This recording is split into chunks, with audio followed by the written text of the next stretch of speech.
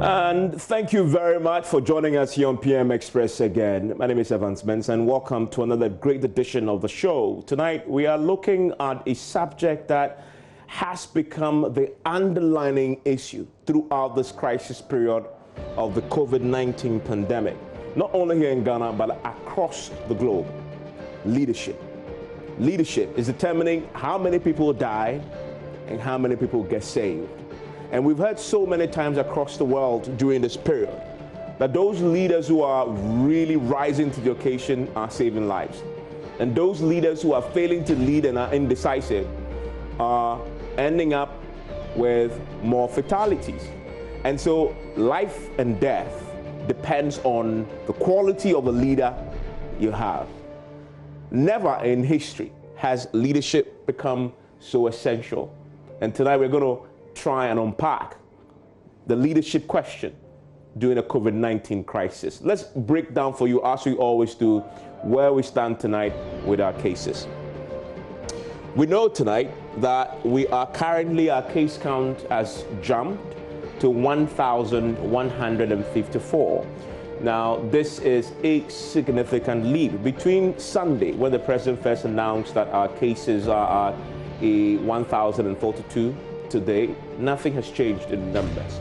We have 120 recoveries. That is a positive story in the figures that we've seen so far. We still have, just 9 deaths. I say just 9 deaths, if you compare to what we have elsewhere in the world, this is something that you can manage. There are still families grieving on the back of that, but on a bigger scale, the bigger scheme of things, we are keeping tabs on the number of fatalities in Ghana. I'm pretty sure yesterday you watched us on the show and a few things emerged that moved the story of the COVID-19 with the communications a bit forward. The presidential advisor on health on the show hinted that nearly 70,000 tests conducted includes duplicate testing, which of course we know has become a controversial subject. The Noguchi Memorial Institute today at the press briefing put forward a different narrative reflecting actual number of people tested in the country. In fact, the Noguchi's point of view is that the figures that they give to the National Health Scheme, the Ghana Health Service, for publication are individual tests. It doesn't include duplicates or repeated testing. And so we're beginning to reconcile those two positions tonight. I mean, the President's Special Advisor again on health also disclosed an alarming projection. 10% of Ghanaians will be infected by the coronavirus, which is 3 million people. Now, he also told us 80% of that figure will not show any symptoms at all. 5% of the figure will be severely ill. And then he also told us yesterday that 10% of the 5, that is 15% of that, 15,000 of that will die.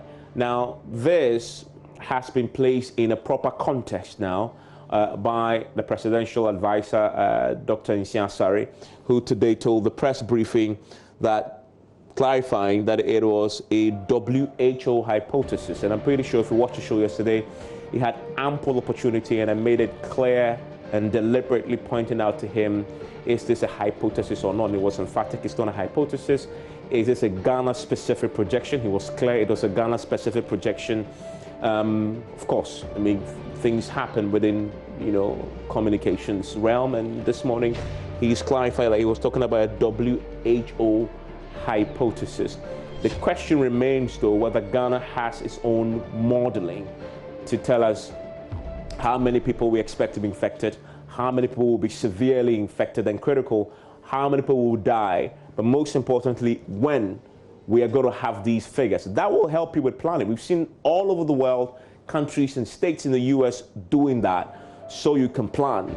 If you're going to have number of fatalities or number of critically ill, would you need more beds? Would you need more ventilators? That is the only way you can plan. And so it's clear tonight that we don't have our own localized modeling based on the unique set of data we've collected so far. And that is something that we need to watch in the coming days as we learn more about the coronavirus as it relates to Ghana. Now, there are many who also feel government is not communicating appropriately on this matter to Ghanaians, and concerns that have been raised on this. Communication is key. We've been told over and over again when it comes to managing such public health crisis. They're also worried that we do not have regular updates when it comes to our cases. Well, we got clarity yesterday on the show from the Presidential Advice on Health that currently we have a challenge with hourly, regular, timely, real-time updates, and something that they are working on so they can, we could have the capacity to do that, and that they're hoping soon that capacity will come on board so we won't see every 2-3 days jams that we've seen, which has become a challenge. Now, others believe government is massaging the situation and being economical with the figures, and this is all being fed by sometimes the information gap that we've seen. Particular one, for example, we're learning that they, as Noguchi had said, that the figure that they give in terms of testing that has been done to the Ghana Health Service for publication has disaggregations of repeated tests. And we've seen from experts tonight that it is essential to publish all the data and not some of the data. And that, I guess, is what will address some of the concerns that people have about trusting and believing the communication that is put out there. But in all this controversy, in all the public doubt and all the public uncertainty, the decision taking, sometimes the tension between government and the people, at the heart of all that is this word called leadership. What do you do as a leader in time of crisis such as this? I mean, I really don't envy any of the world's leaders at this time. Certainly not our current president, Nana Dankwa Akufo-Addo. It's a tough time to be a leader anywhere in the world. And so we're going to break it down on all the controversies. You're not only dealing with the virus, you're dealing with people. I guess it's the biggest, most difficult group of individuals you could handle. People, right? In a time of crisis. And then you have to make sure they don't die. And you have to take decisions for them and on their behalf. Sometimes that will affect them, like lockdown. People will get hungry. You have to lift. If you lift, they will complain. They will say, well, you want the virus to kill us. If you do not lift, they will say, well, you want hunger to kill us. So what do you do as a leader in this circumstance? We'll speak to people who have been talking about this and writing about this for a while, studying it academically. You want to join us? Fascinating conversation about to ensue. Stay with us.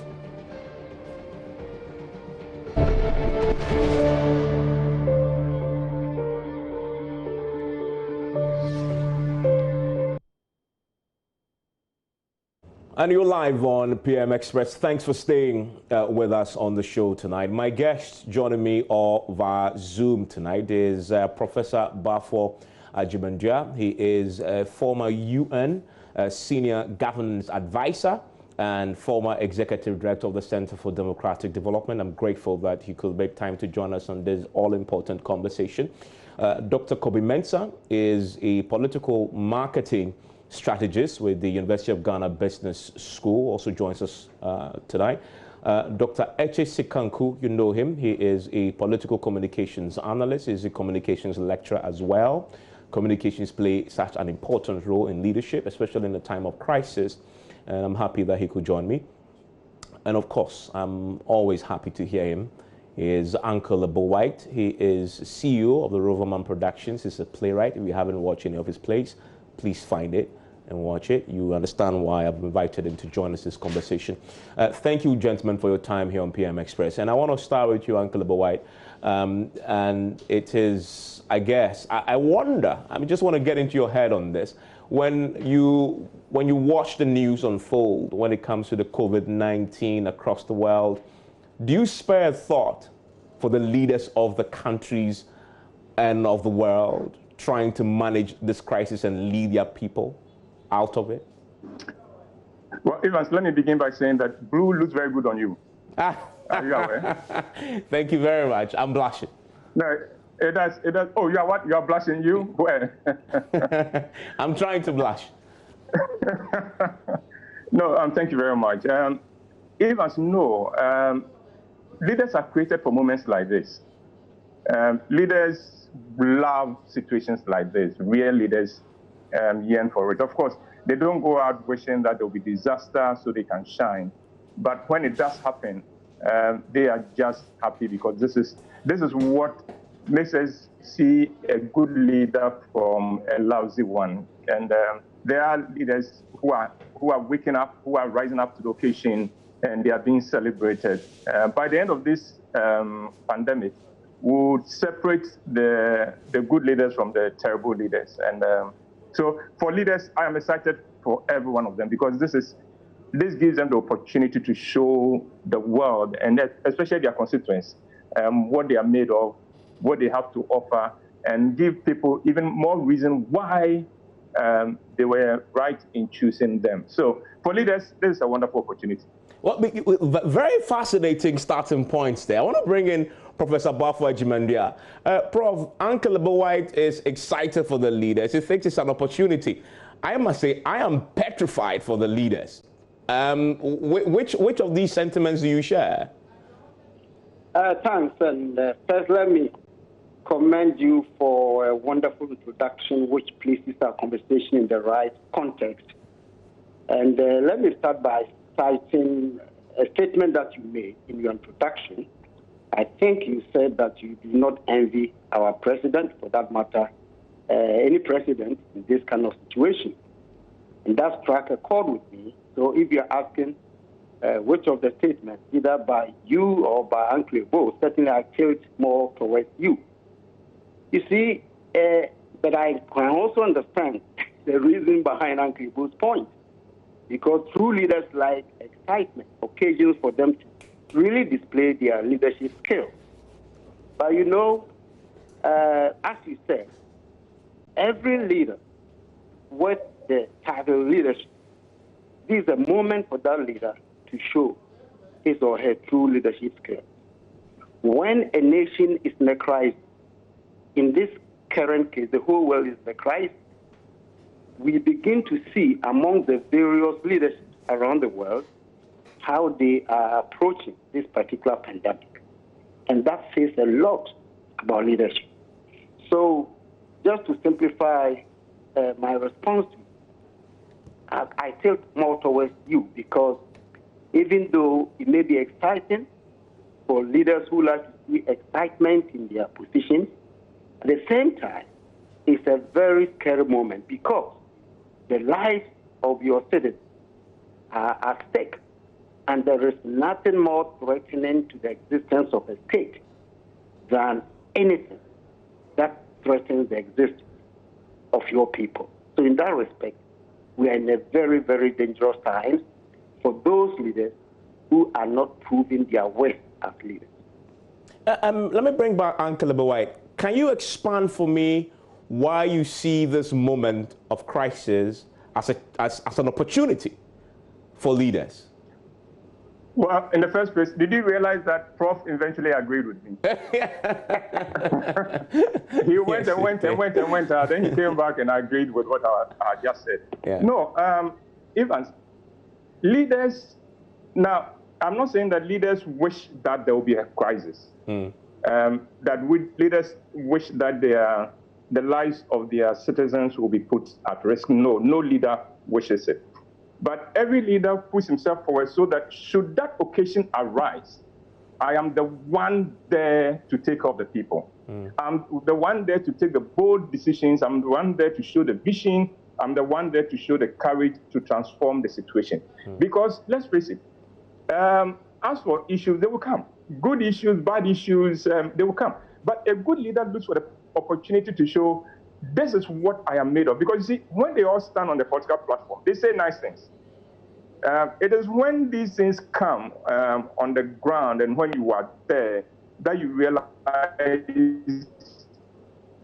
are you equipped for this? Are you personal for it or not? And every leader looks for the opportunity to be the right leader at the right time in the right place. And that one, if a leader is not rising up to this, is it easy? No, Evans, don't get me wrong. Is it easy? But leaders don't go for easy. There's no political leader who who went because he wanted the motorcade, just all that he wanted, the motorcade to lead him up and down. No. They went so they can solve problems. They went so they can make the life of their citizens easy. They went so they can save lives. An opportunity like this is fantastic for any leader worth his salt. Very interesting start to the conversation. I want to bring in also Dr. Kobe Mensah with the University of Ghana Business School and Dr. H.C. Kanku. A lot of doctors tonight joining me. They've been studying this various angles. I quickly wonder, Dr. Kobe Mensah, where do you stand on this conversation? Opportunity or challenge?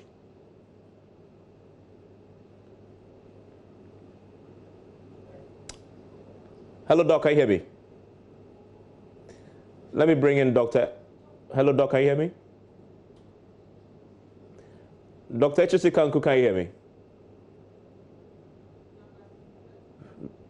Do we have Dr. H.C. Kanku with us? Okay. We're trying to fix that communication to the two of them, definitely. I want to come back to Professor Bafwa Agyeman-Duah then. Prof, I want to start from home, start from our president. I'm pretty sure we've all been watching him, his body language and his leadership style over this particular period. Give me your own impressions when you listen and watch and observe what he's doing as a leader.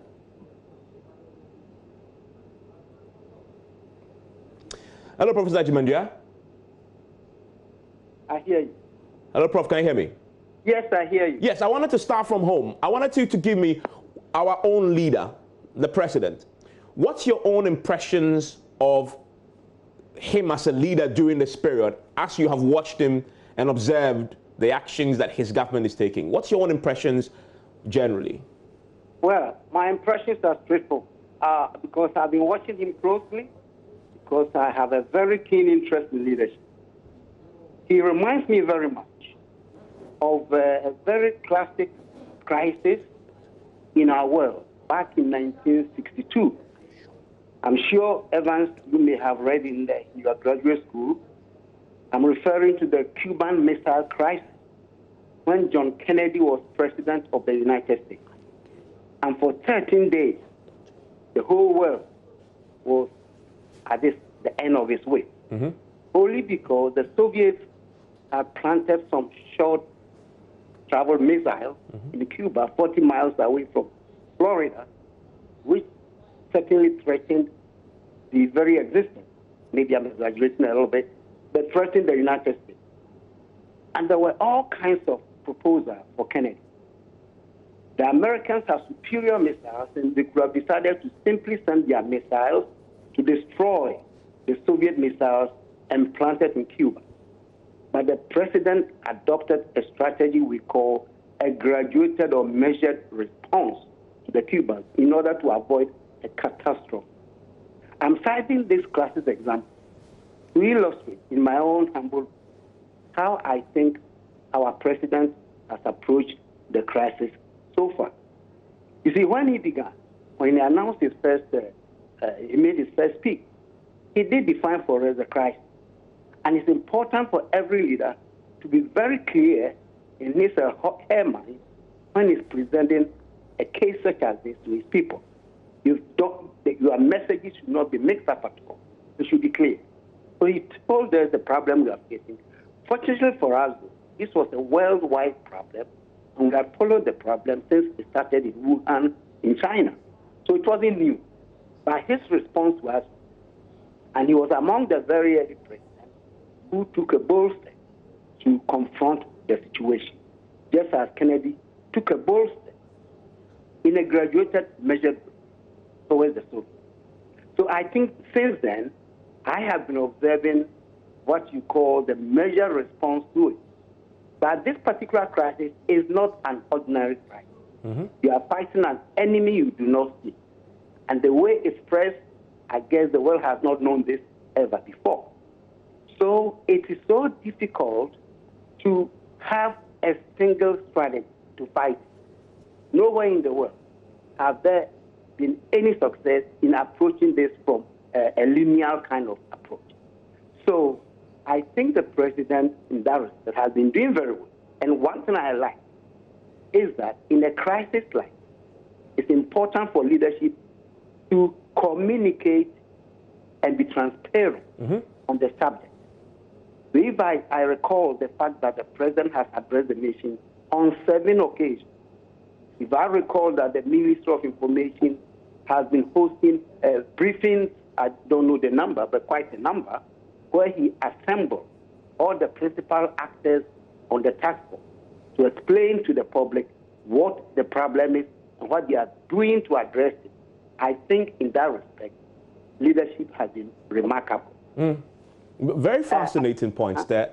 And let me bring in Dr. Kobe Mensah again. He's joining us on Zoom. Doc, can you hear me? Yeah, I can hear you now. Earlier on, I couldn't hear you, but I can hear you now. Fantastic. I was asking earlier, there was this very interesting thoughts shared by Professor Bafo Ajimendua and Uncle White earlier, and I just wanted to chip in briefly for me. It's a question about, if you look at the leaders of our time during this crisis, is it an opportunity or is it a challenge? I don't know. Where do you stand on that question? Okay. First of all, let me say hello to my seniors. Obviously, Professor Bafo Ajimendua actually is not my senior, my mentor. If you have to ask me, how did I come by political marketing? Maybe I should give you some few, story about how Professor Bafo Ajimendua actually led me in. So let me say hello to Prof.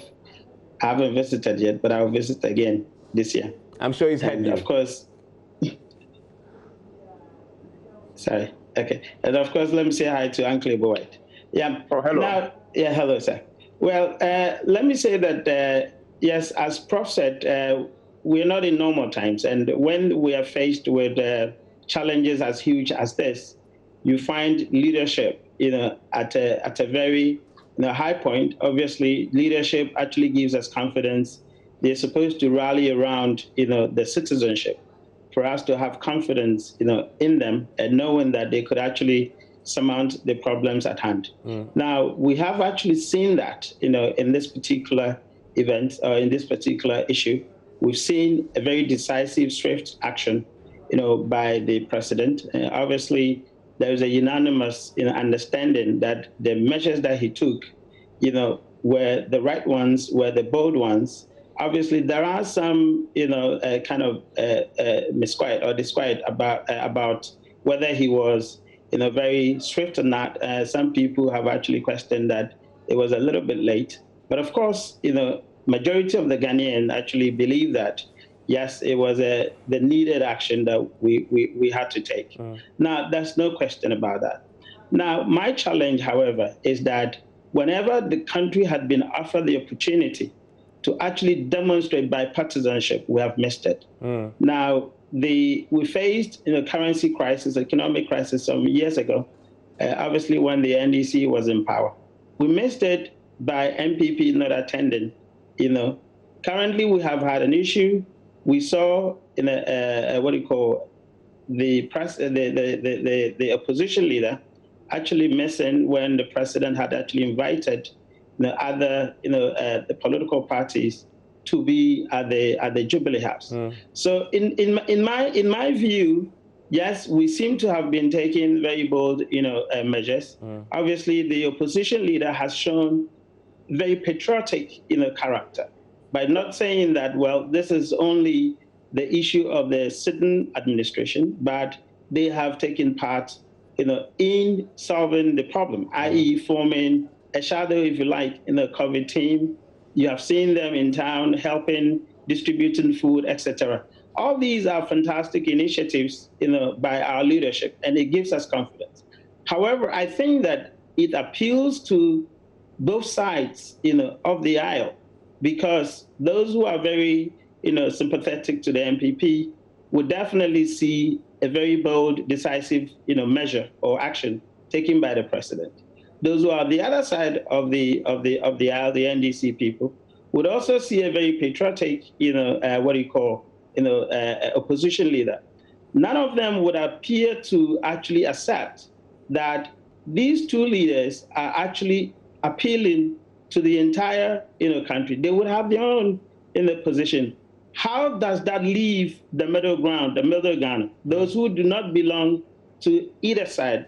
the left or the right, how does that leave them? Now, the question is, and I always said, when it comes to political discourse, it looks like if you don't belong to the left, if you don't belong to the right, you don't participate. The middle Ghana is actually left to actually think for themselves. And that is very, very disheartening. We haven't seen bipartisanship in this country. This country has always demonstrated adversarial positions in terms of those within the political ranks. And I think that is very, very concerning. We must probably seize the opportunity to show bipartisanship. You raise an important point about leadership in a time of crisis, which is the conversation we are having. I want to see if I can bring in Professor Bafo Ajimamudi on a point that you've made there. I'll bring in Dr. Echisi Kanku also very soon into this conversation. Prof, the point that Dr. Kobe-Mensah makes, he makes a point about in crisis, leadership must also be about uniting for the fight, for the war. And coming together regardless of differences prior to the conflict and to the crisis. We are in a crisis.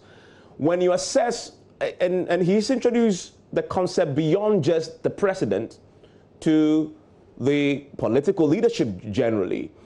If you look at the way this is playing out in Ghana, to what extent have leadership, and I'm talking broadly beyond the president, have managed to close ranks and unite the country for this common battle? Kobe raised a very important point in managing national crisis.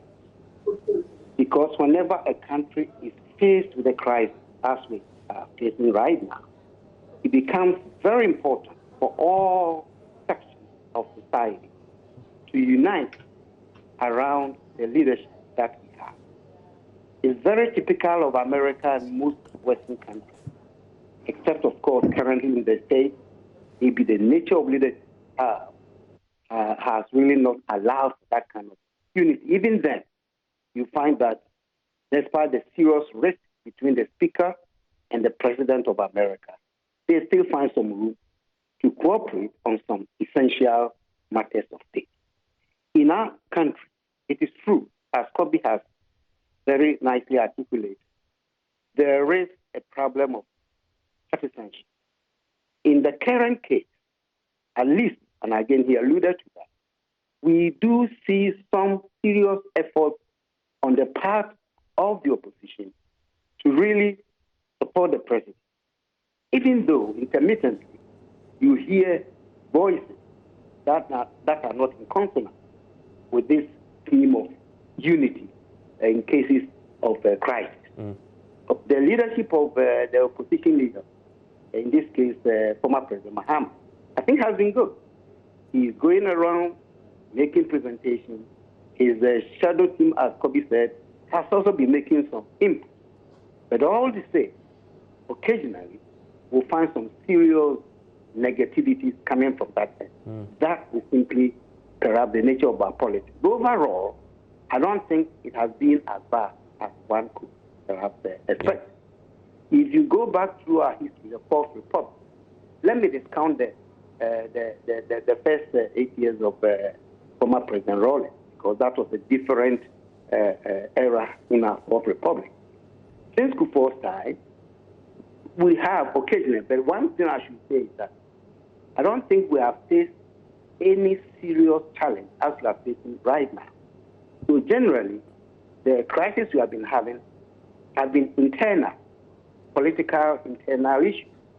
And on those matters, certainly, you cannot easily expect the opposition to simply rally behind the president.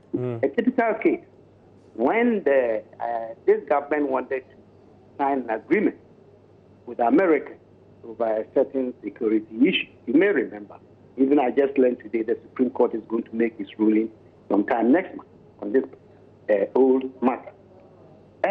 Secondly, the president did not get the cooperation for all kinds of reasons, some good, some not so. And that was basically internal, even though it bordered on our security. But by and large, despite some opposition protests, I think we went through that.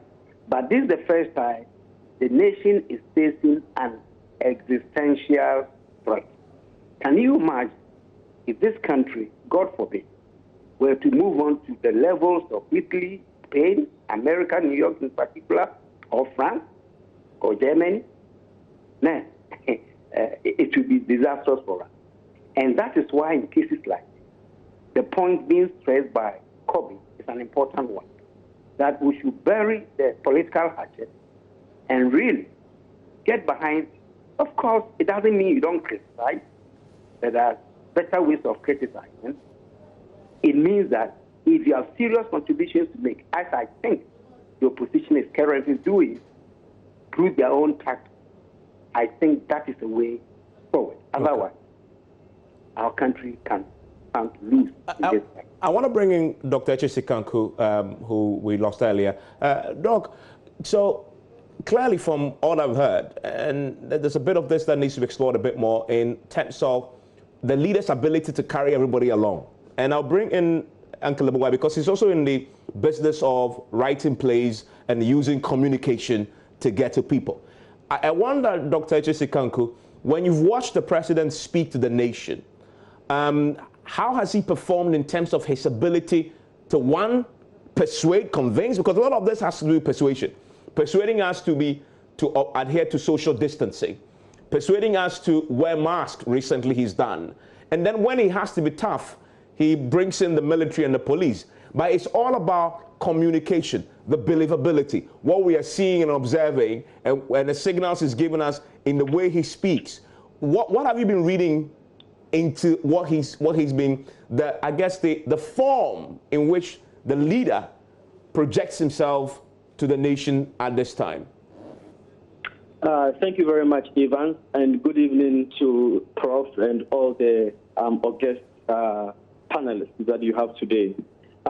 In terms of the communication and how the president has gone about this, I mean, there's so much going on here because, you know, communication or language is the pivot or the fulcrum around which the business of leadership is organized. I mean, discourse is the tool, you know, through which this kind of leadership is propagated. So it is actual leadership is a communicating act. Now, if you look at the president and his posturing and what you just said, the way in which he starts to persuade people or get people along, there are several ways through which we can come at this. We can come at this through a crisis communication angle. We can come at this through a framing analysis. How has the president framed his messages? And we can come at this through a discursive perspective, a discourse perspective. Let me start from the crisis communication angle. Now, there are several principles, okay, that we need to pay attention to when it comes to crisis communication. Some of them include the fact that is the president being open and accessible? Is he being truthful? Because in a moment of crisis, honesty is the best policy, and you don't want the audience to find out the truth later. They're going to hate you for that. Is he being compassionate and empathetic? Is he being realistic, not over reassuring the people? Is he acknowledging uncertainty? That's number 5. Is he acknowledging the uncertainties that are involved in a crisis? Because a crisis has so many unknowns. Is he acknowledging those? 6. Is he emphasizing the processes that are in place to deal with the particular crisis? Because this is how you can persuade the people in a moment of crisis. If you can assure them that this is what I'm doing to address the situation, if you can assure them that you have the right team, you have the right procedure, you have the right processes to deal with the crisis, then you would persuade them that you are the right person at the right place at the right moment, as the previous guests have very rightly identified, that you are the right person for the right moment.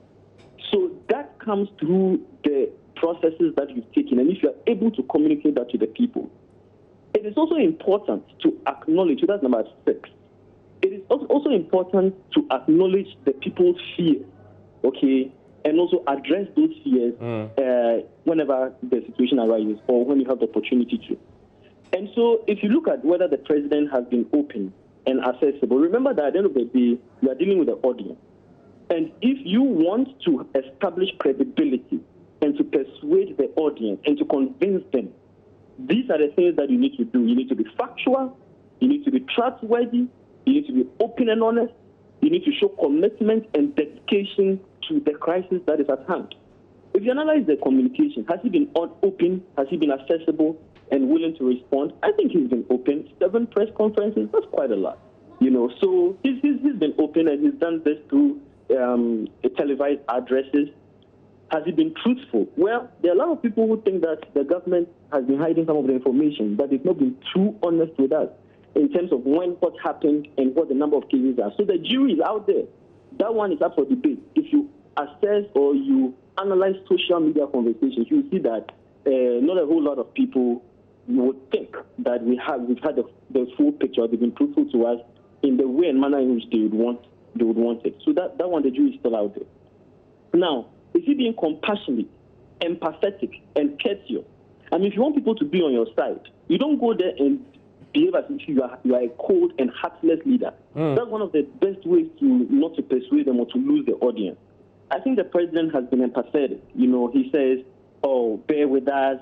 He extends his condolences for those who have lost their lives. He expresses best wishes to those who are in treatment and all of that. So I think we've seen President Akufo-Addo being compassionate. And I need to say this, that for a long time, the image of President Akufo-Addo has been a very assertive, aggressive, rapid, high-handed leader. Somebody who is a no-nonsense person. Mm-hmm. But this particular crisis has demonstrated something else about him, that this is a president who has demonstrated a father figure. He's shown that he's very, very compassionate, considerate, and empathetic through some of the words that he's used. Has he acknowledged, in fact, when you tie this in to the fact that has the president given some anticipatory guidance, he will always say, we will continue to do this. We do not know what will happen. He has said that it is likely we would still record a number of cases. Yeah. So, he keeps saying that.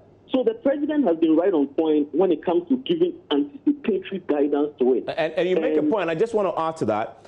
Even in making the tough decisions, we've seen him in the last few days meeting groups and explaining to them why they've had to take the decision. For example, he's met the Christian leaders, the Muslim leaders, because they are not going to church. He's banned their social gatherings. He's said you cannot meet in church anymore in the mosque. He's gone beyond that and said, well, I've done that and I've extended it. I have lifted the lockdown, but I still can't go to church. Let me put you in the room and let me explain to you why I can't lift it now. I want to bring in Uncle White on that question. Uncle White, what sort of leader is best suited for a crisis? And I'm asking this because I'm thinking about, we've seen the China kind of leadership, autocratic, one-man rule. I say, lockdown, stay in your room. You can't say anything else. You stay in your room for 2 months. That's it. We've seen the Rwandan example. I mean, Kagame is a strong man. He is, I've banned it. That's it. No argument. I'm not explaining anything to you. Then we have our president who has taken decisions and he's explaining to the churches, to the GMA, the Ghana Medical Association. He's explaining to everybody why he's taking the decision, almost apologetic about it, that I have to take the decision. What sort of leader is best suited for a crisis, and what qualities must you have to succeed in this? Well, I think that the key thing with what the president is doing is acknowledging that these measures are necessary, but they have effects, and we wished we could mitigate those effects as much as possible, but unfortunately, we are stuck with what we are stuck with. Now, what kind of leader? I think the first thing is that there must be a leader who is compassionate. The leader must have compassion. He must be competent, because if you are not competent, it doesn't matter how compassionate you are, you will still not get it right. This calls for level-headedness.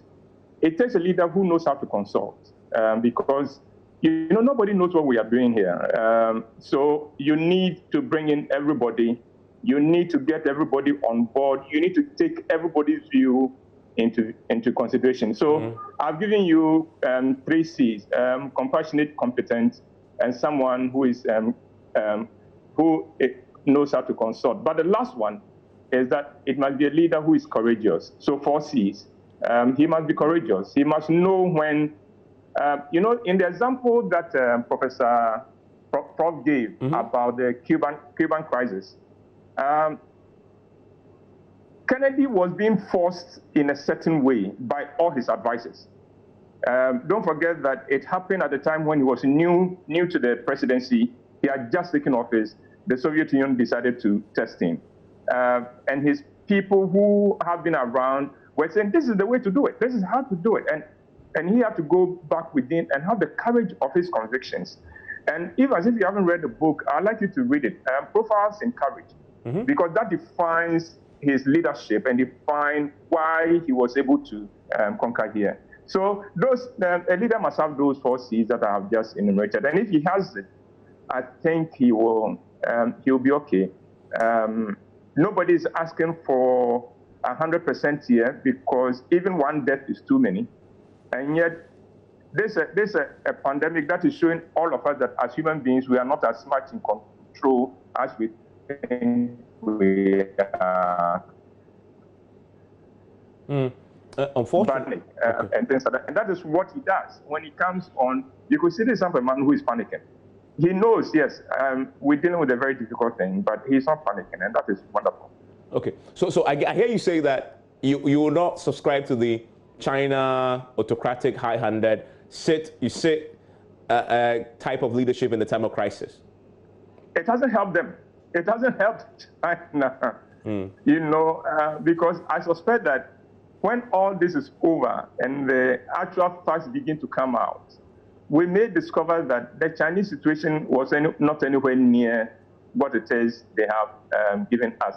But don't forget also that the kind of leadership they are exhibiting is not new. They didn't become this kind of leaders because of the pandemic. This has been the China book. But once we are discussing this, please let's not forget that this is an election year. Yes, absolutely. This is an election year. Yeah. So it makes saying certain things a little bit difficult, because you do not want to be seen as promoting one candidate over the other. And the politicians will play games. I mean, they will play the games. And I thank God for people like you in the media space who are able to look beyond the game and bring the people the facts and the reality. And that is wonderful. And that is why the media is also shining in this moment, because the media is also showing leadership in this moment. It's not just, normally in Ghana, when we talk about leaders, we are always talking about the political leadership. Yeah. But there are all kinds of people at all levels. The CEOs who allow their people to stay home and work from home, they were showing leadership. The pastors who have decided will not fight the ban on social gathering. Because, Evans, can you imagine what would happen if all the pastors had decided won't obey? Then how many of them would you arrest? Yeah. And how many times would you arrest them? So you arrest a pastor, take him away. The next Sunday, his associate pastor is also there, and things like that. But they've all shown leadership. They've all shown that we care about this nation. So kudos to the media, the coverage you are giving to this, the amount of time you are giving to this, and things like that. Even you remember the lockdown, you guys went on the road to see, are people observing the lockdown, and you called attention to other areas where people are not observing it. So congratulations to all the people who are writing. And I want to quickly go for leaders here, not just the political, but at all levels. Very important. And then in the crisis, everybody else must show leadership. And I guess it's the point that Uncle White is making. I want to take it. But when I return, I'll come back to Dr. Kobe-Mensah. I mean, I wonder, I mean, in all this, the president is not selling anything, but he must sell confidence. We must have faith in him. We must believe in what he's saying. And I wonder whether he's Dr. Kobe-Mensah is a political marketing strategist. So I'm curious to know, is he carrying us along or is he losing us? Stay with us.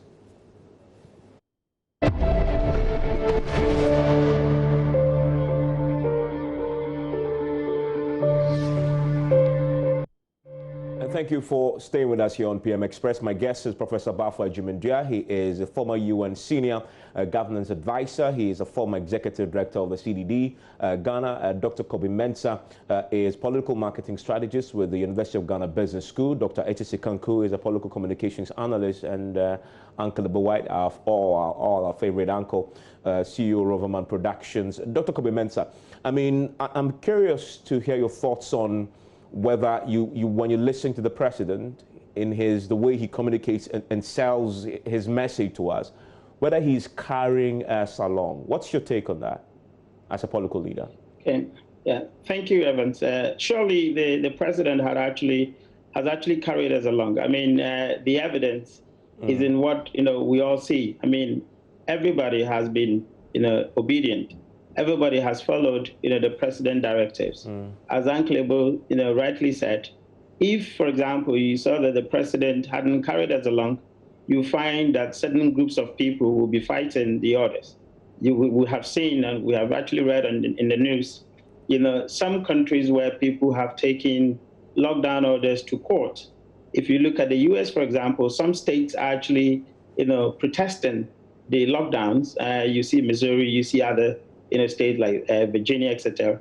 They're actually fighting the lockdown of it. So obviously, as Professor Bafo Ajimendua alluded, perhaps the kind of leadership, you don't have a very, convincing, you don't have a very collective leadership in the US. So you see, factions actually fighting the orders.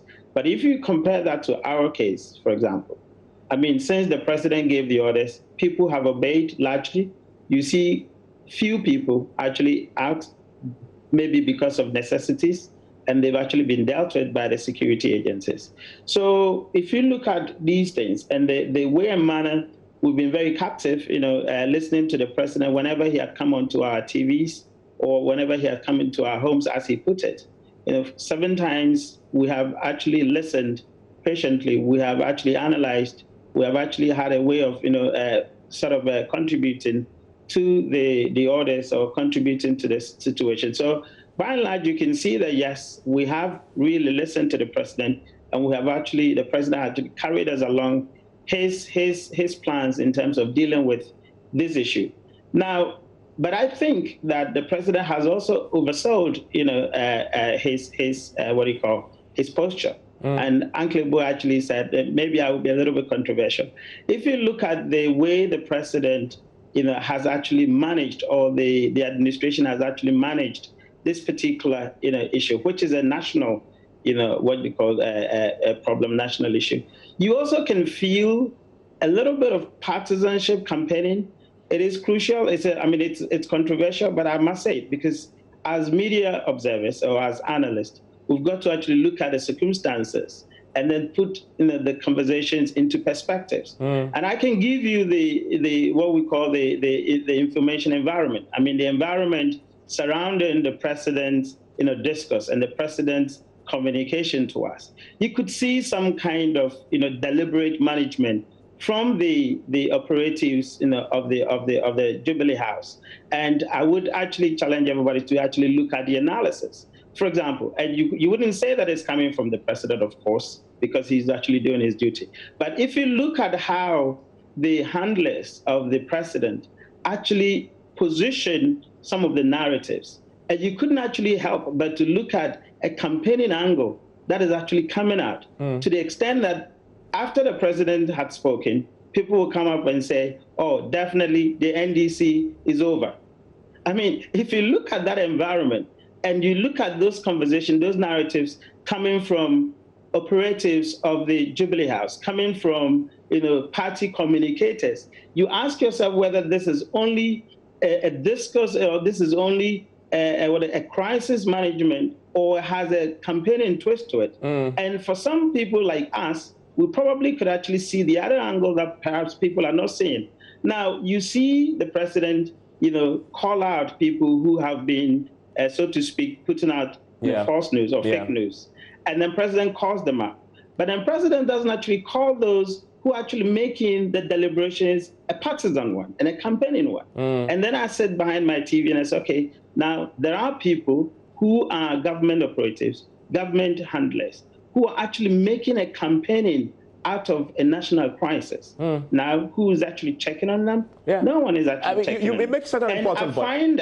I find that the media was even plying on. Yeah, I mean, in fact, you're right. I mean, I must say that it's been difficult, actually, to sort of do that sort of analysis because, but Uncle Ebo and yourself are spot on. There's a context to what is happening. That's in the general election political context, the leadership we're seeing right now. That is important. I want to bring in Eche Skanku very briefly. Eche, what's your comment on this particular analysis that we've heard from Dr. Kobe-Mensah? A quick take on that. Well, so there were two things. You talked about the fact that has the president carried people along, and then he's also talked about a partisan or politicization or campaign angle to the whole thing. In terms of whether the president has carried people along, I think that he has by and large, just because of the discursive nature of the press conferences, the medium through which the press conferences have taken place. At the end of the day, we need to understand that politics is mediated by the media, and he's used television, right? He's used television to get to a number of people. So, and the media are important because they are the ones they are the medium and the mediators of political knowledge or of political information or of political communication. And this is the medium that he has used to get to people. So by and large, I do think that, I mean, from a political perspective or from an audience perspective, all political strategies need to acknowledge that the media is a very important tool, when it comes to making an impact with the audience. And so as far as the audience is concerned, I think that has happened by and large. People have tuned, people have listened, people have reacted. And I think generally people have always gone along with the president. They've praised his bold leadership. Some of the praises have come from beyond the borders of Ghana, Nigeria. You see media people in Nigeria putting out information, this is decisive leadership. When he made a quote about the fact that we know how to revive the economy, but not dead bodies and all of that. Yeah. He got global thanks for that. And it resonated with people on Facebook. Across the globe, in fact, and it was celebrated elsewhere. Unfortunately, we're not enough time on this. We have to revisit this conversation at a later date because of it won't change. It still remains relevant. At the end of it all, we'll come back to this conversation again. Uncle Ebo White, Professor Ajiman Bafo Ajimandria, who joined us, also great insights there. Thank you, gentlemen, for your time here on PMS. My name is Evans Mensah. Join us again next week, Monday, my edition of the February Show.